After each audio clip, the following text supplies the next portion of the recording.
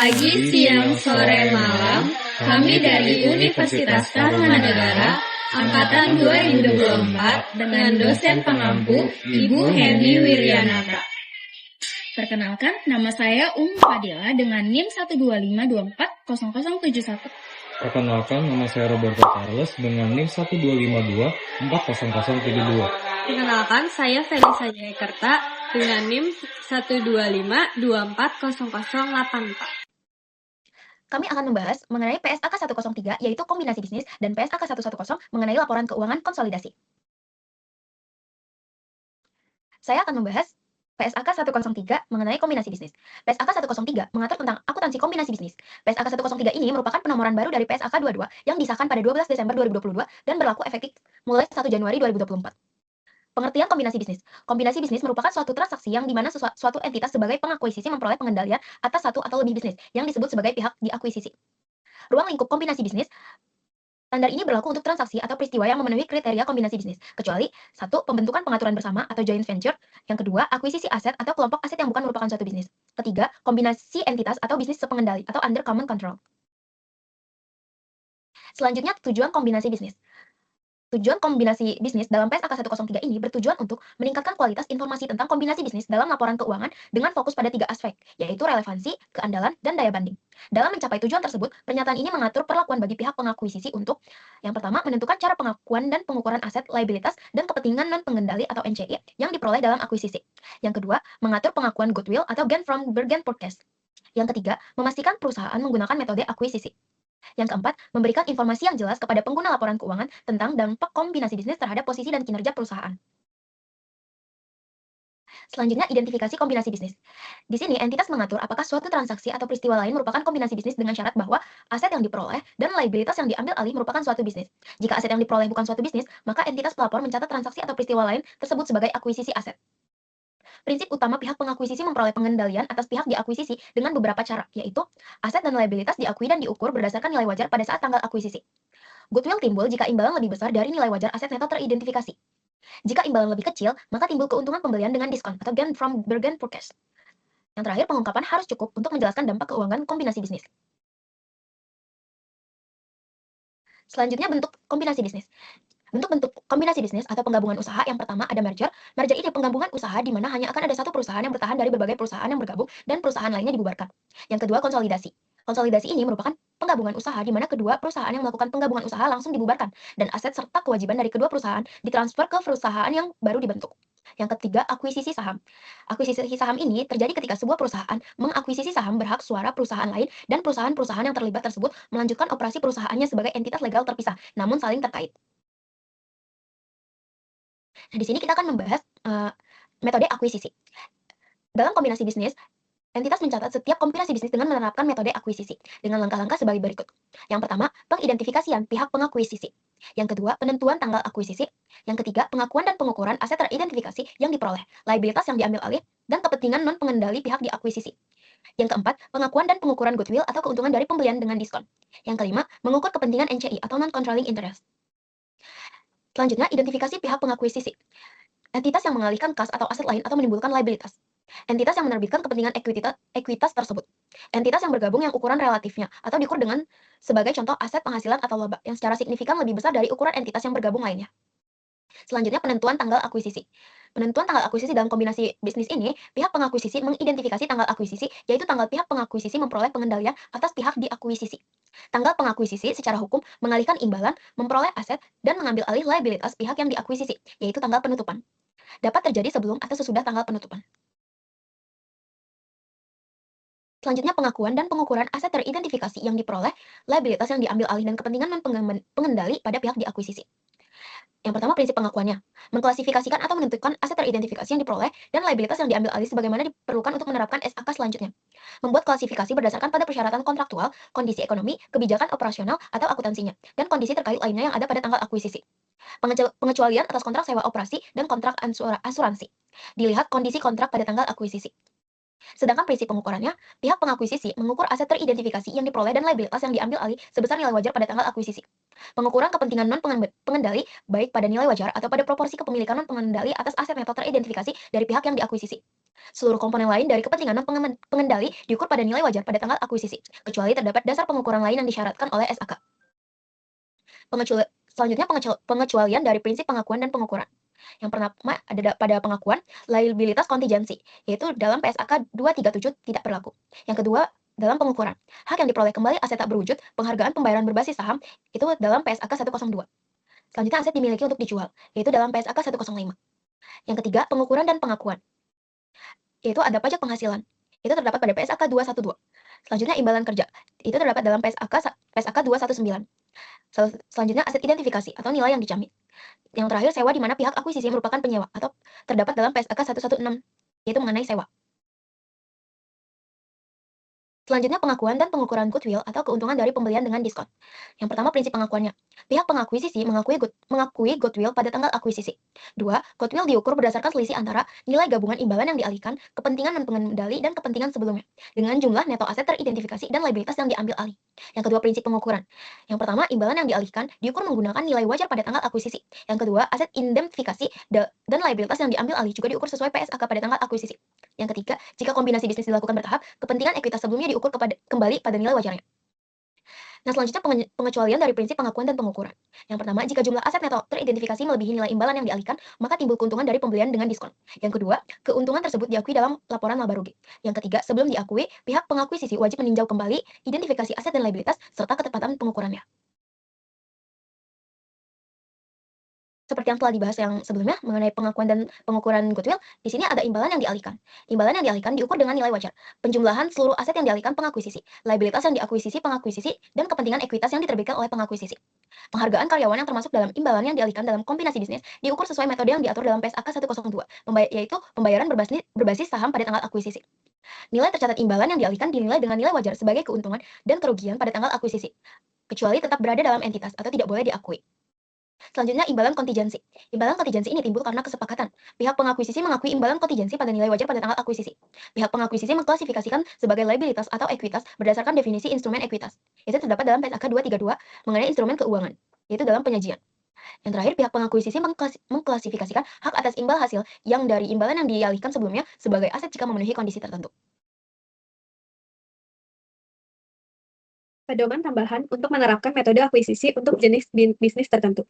Kombinasi bisnis yang dilakukan secara bertahap. Pihak pengakuisisi mengukur kepentingan ekuitas yang dimiliki sebelumnya pada pihak yang diakuisisi pada nilai wajar tanggal akuisisi dan mengakui keuntungan serta kerugian yang dihasilkan. Jumlah yang diakui dalam pendapatan komprehensif lain diakui dengan dasar yang sama sebagaimana dipersyaratkan jika pengakuisisi telah melepas secara langsung kepentingan ekuitas yang dimiliki sebelumnya. Kombinasi bisnis yang dilakukan tanpa pengalihan imbalan. Pengendalian dapat diperoleh tanpa adanya pengalihan imbalan termasuk pihak yang diakuisisi membeli kembali sahamnya sehingga pengakuisisi memperoleh pengendalian. Yang kedua, hilangnya hak veto yang sebelumnya menghalangi pengakuisisi untuk mengendalikan. Yang ketiga, pengakuisisi dan yang diakuisisi sepakat untuk mengkombinasikan bisnisnya dengan kontrak semata. Periode pengukuran. Jika proses akuntansi awal untuk kombinasi bisnis belum selesai, pada akhir periode pelaporan saat kombinasi terjadi, maka pihak pengakuisisi melaporkan dalam laporan keuangannya jumlah sementara untuk pos-pos yang proses akuntansinya belum selesai. Selama periode pengukuran, pihak pengakuisisi menyesuaikan secara retrospektif jumlah sementara yang diakui pada tanggal akuisisi untuk merepresentasikan informasi baru yang diperoleh tentang fakta dan keadaan yang ada pada tanggal akuisisi. Dan jika diketahui, telah berdampak pada pengukuran jumlah yang diakui pada tanggal tersebut. Selama periode pengukuran, pihak pengakuisisi juga mengakui aset atau liabilitas tambahan jika informasi baru diperoleh mengenai fakta dan keadaan yang ada pada tanggal akuisisi, dan jika diketahui telah berakibat pada pengakuan aset dan liabilitas dimaksud pada tanggal tersebut. Periode pengukuran berakhir segera setelah pihak pengakuisisi menerima informasi yang dicari tentang fakta dan keadaan yang ada pada tanggal akuisisi, atau mempelajari bahwa informasi tambahan tidak dapat diperoleh. Akan tetapi, periode pengukuran tidak boleh melebihi 1 tahun dari tanggal akuisisi. Penentuan bagian dari transaksi kombinasi bisnis. Pihak pengakuisisi dan pihak diakuisisi mungkin telah memiliki hubungan yang telah ada sebelumnya, atau pengaturan lainnya sebelum negosiasi kombinasi bisnis dimulai. Atau mereka mungkin melakukan suatu pengaturan selama negosiasi yang terpisah dari kombinasi bisnis. Dalam kedua situasi tersebut, pihak pengakuisisi mengidentifikasi setiap jumlah yang bukan merupakan bagian yang dipertukarkan oleh pihak pengakuisisi dan pihak diakuisisi atau pihak sebelumnya dalam kombinasi bisnis, yaitu jumlah yang bukan merupakan bagian yang dipertukarkan untuk pihak diakuisisi. Pihak pengakuisisi mengakui hanya atas imbalan yang dialihkan untuk pihak diakuisisi, serta aset yang diperoleh dan liabilitas yang diambil alih yang dipertukarkan untuk pihak diakuisisi sebagai bagian dari penerapan metode akuisisi.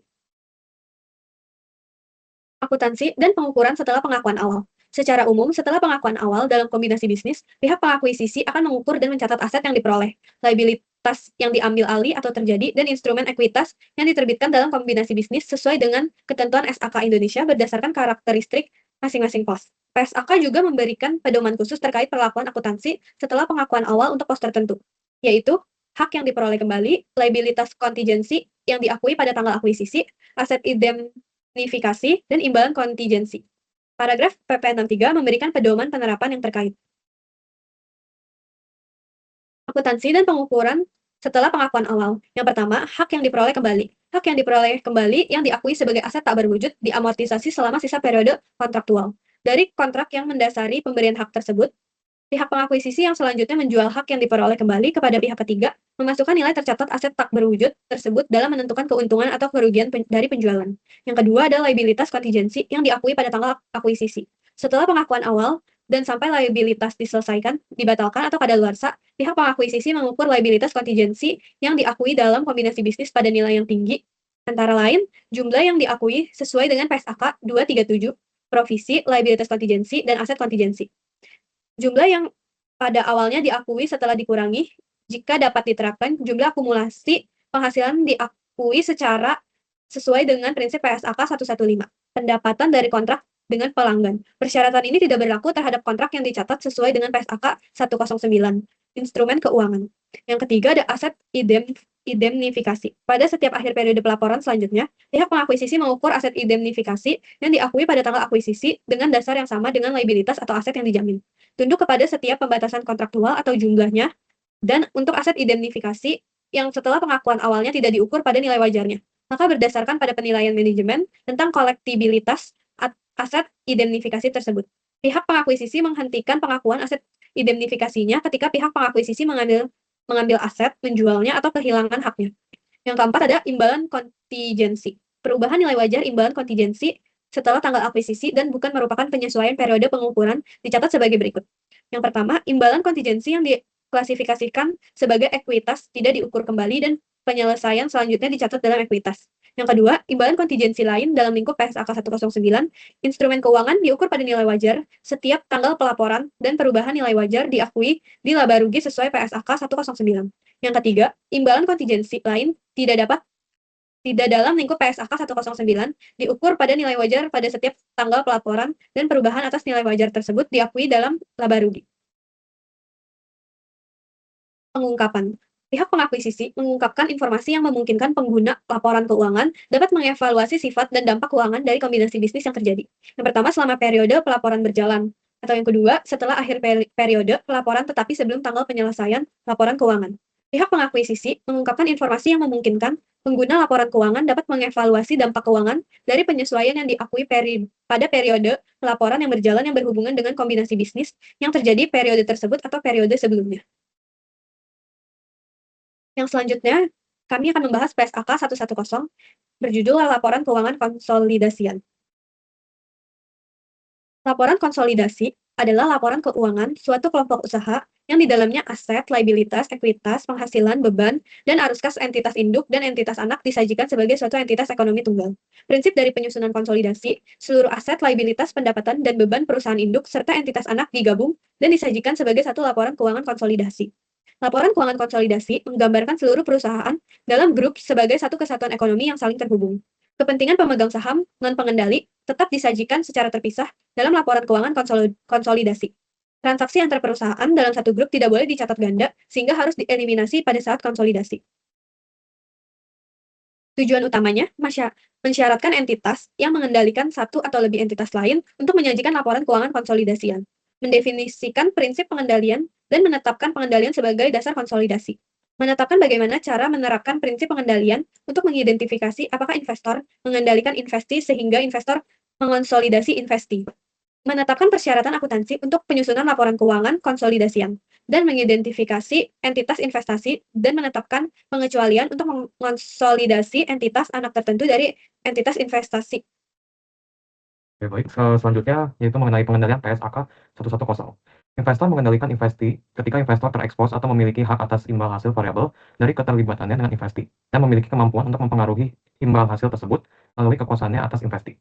Kemudian investor mengendalikan investi jika dan hanya jika investor memiliki seluruh hal berikut, yaitu kekuasaan atas investi, kemudian exposure atau hak atas imbal hasil variabel dari keterlibatannya dengan investi, dan juga kemampuan untuk menggunakan kekuasaannya atas investi untuk mempengaruhi.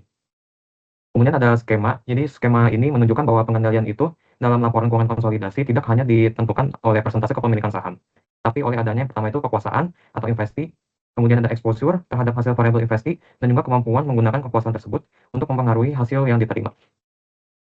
Kemudian ada kekuasaan. Memiliki kekuasaan kemampuan untuk mengarahkan aktivitas relevan yang signifikan mempengaruhi imbal hasil investi. Kemudian kekuasaan ini timbul dari hak. Penafsiran kekuasaan mudah ketika berasal dari instrumen ekuitas. Kemudian penafsiran ini kadang kompleks dan juga mempertimbangkan banyak faktor. Bukti investor mengarahkan aktivitas relevan dapat membantu menentukan, namun bukti tersebut tidak dengan sendirinya meyakinkan. Kemudian investor yang paling mempengaruhi imbal hasil investi yang memiliki kekuasaan. Kekuasaan itu muncul dari hak yang termasuk pertama hak suara, kemudian hak suara potensial, hak menunjuk personil manajemen kunci, hak mengambil keputusan dalam kontrak manajemen, dan juga hak mengganti atau kick out. Kemudian ada imbal hasil. Jadi investor ini terekspos atas imbal hasil variabel dengan investi. Ketika imbal hasil investor dari keterlibatannya tersebut berpotensi untuk bervariasi sebagai akibat dari kinerja investi. Kemudian imbal hasil investor ini dapat hanya positif, hanya negatif, atau positif dan negatif. Kemudian meskipun hanya satu investor yang dapat mengendalikan investi, lebih dari satu pihak dapat berbagi imbal hasil investi. Sebagai contoh, pemilik kepentingan non-pengendali dapat berbagi laba ataupun distribusi dari investi. Contoh lainnya yakni dividen, bunga, dan perubahan nilai investasi. Renumerisasi jasa atas investi, kemudian ada fee dan exposure atas kerugian pemberian bantuan likuiditas, kemudian ada hak residual atas likuidasi, manfaat pajak, dan sebagainya. Kemudian yang terakhir, tidak tersedia bagi pihak lain, misal penggabungan aset investor dan investi untuk meningkatkan nilai aset investor. Oke, yang selanjutnya ada persyaratan akuntansi. Entitas induk menyusun laporan keuangan konsolidasian dengan menggunakan kebijakan akuntansi yang sama untuk transaksi dan peristiwa lain dalam keadaan yang serupa. Konsolidasi atas investi dimulai sejak tanggal investor memperoleh pengendalian atas investi dan berakhir ketika investor kehilangan pengendalian atas investi. Kemudian selanjutnya ada kepentingan non-pengendali. Entitas induk menyajikan kepentingan non-pengendali di ekuitas dalam laporan posisi keuangan konsolidasi, terpisah dari ekuitas pemilik entitas induk. Kemudian perubahan dalam bagian kepemilikan entitas induk pada entitas anak yang tidak mengakibatkan hilangnya pengendalian entitas induk pada entitas anak adalah transaksi ekuitas, yaitu transaksi dengan pemilik dalam kapasitasnya sebagai pemilik. Selanjutnya ada prosedur konsolidasi PP 86, menggabungkan aset, liabilitas, ekuitas, beban, dan arus kas sejenis dari entitas induk dengan entitas anak. Kemudian menghapus ataupun mengeliminasi jumlah tercatat dari investasi entitas induk di entitas anak dan bagian ekuitas setiap entitas anak seperti perhitungan goodwill kalau ada. Kemudian mengeliminasi secara penuh aset dan liabilitas, penghasilan, beban, serta arus kas dalam intrakelompok usaha terkait dengan transaksi antara entitas dalam kelompok usaha. Atau laba rugi yang timbul dari transaksi dalam kelompok usaha yang diakui dalam aset seperti persediaan dan aset tetap, dieliminasi seluruhnya.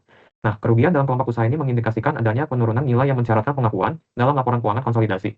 Kemudian PSAK 212 pajak penghasilan diterapkan untuk perbedaan temporer sebagai akibat penghapusan laba dan rugi yang timbul dari transaksi dalam kelompok usaha. Selanjutnya ada teknik konsolidasi. Nah, konsolidasi ini umumnya dilakukan seperti laporan anak perusahaan yang telah diaudit, dapat juga paralel yang dilakukan. Kemudian menggunakan kertas kerja, saldo laporan keuangan anak dan induk dimasukkan ke dalam kertas kerja. Informasi saat akuisisi akan terus disimpan karena saldonya akan digunakan dalam konsolidasi periode berikutnya. Jurnal eliminasi hanya dibuat dalam kertas kerja untuk kepentingan penyusunan laporan keuangan konsolidasi.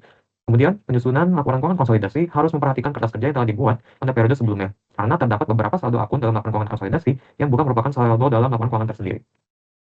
Selanjutnya ada pengendalian dan kepentingan non-pengendali. Yang pertama ada controlling interest. Controlling interest ini merupakan kepemilikan perusahaan induk terhadap perusahaan anak yang memberikan kendali ataupun kontrol. Biasanya terjadi ketika perusahaan induk memiliki lebih dari 50% saham perusahaan anak atau memiliki kekuasaan untuk mengatur kebijakan keuangan dan operasional perusahaan anak tersebut. Yang kedua, yakni non-controlling interest. Non-controlling interest ini merupakan bagian kepemilikan pemegang saham lain di perusahaan anak yang tidak dimiliki oleh perusahaan induk. Dan NCI ini disebut juga minority interest dan juga kepentingan non-pengendali. Sekian presentasi dari kelompok kami, semoga menjadi suatu manfaat dan menambah wawasan bagi kita semua.